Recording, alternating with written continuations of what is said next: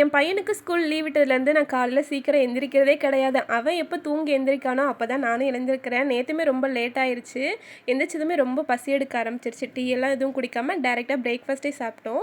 பிரேக்ஃபாஸ்ட்டுக்கு தோசையும் முன்னாடி நாள் நைட்டு வச்சா பச்சை பட்டாணி குருமா இருந்தது. அதுவே சூடு பண்ணி சாப்பிட்டாச்சு. என் பையனுக்கும் இதுதான் கொடுத்துருந்தேன். சாப்பிட்டு முடிச்சுட்டு அப்படியே கொஞ்ச நேரத்தில் லஞ்ச் வந்து ப்ரிப்பேர் பண்ணேன். நேற்று ஃப்ரைடே, ஸோ அதனால் லஞ்சுக்கு கத்திரிக்காய் முருங்கைக்காய் போட்டு சாம்பார் பண்ணிவிட்டு பீக்கங்காய் பொரியல் தான் செஞ்சுருந்தேன். பொதுவாக சாம்பாருக்கு இந்த மாதிரி தக்காளியை வதக்காமல் பருப்பு கூடவே சேர்த்து வேக வச்சுட்டு சேர்த்துக்கிட்டிங்கன்னா டேஸ்ட் வந்து ரொம்ப நல்லாயிருக்கும். நான் வந்து எப்போவுமே இந்த மெத்தடில் தான் பண்ணுவேன். பீக்கங்காய் பொரியலுக்கு கடாயில் எண்ணெய் விட்டு கடுகு, சீரகம், கருவேப்பிலை, ஒரு பெரிய வெங்காயம், பச்சை மிளகாய் போட்டு நல்லா தாளிச்சிட்டு கட் பண்ணி வச்ச பீக்கங்காய் அதில் தேவையான அளவுக்கு உப்பு சேர்த்து லைட்டாக வந்து வதக்கி விட்டுக்கணும். காய் லைட்டாக வதங்கினது கொஞ்சமாக மஞ்சள் தூள், சாம்பார் பொடி சேர்த்து நல்லா வதக்கிட்டு லாஸ்ட்டாக கொஞ்சம் தேங்காய் துருவல் போட்டு கிளறிட்டோன்னா ரெடி ஆயிரும். ஒரு சிம்பிளான லஞ்ச் மெனு தான், ஆனால் ஒரு சூப்பரான கம்ஃபர்ட் ஃபுட் கொடுக்குற சாட்டிஸ்ஃபேக்ஷனை வேறு எந்த ஃபுட்டாலையும் கொடுக்க முடியாது. நானும் நல்லா என்ஜாய் பண்ணி சாப்பிட்டேன். நாளைக்கு பார்க்கலாம். பாய்.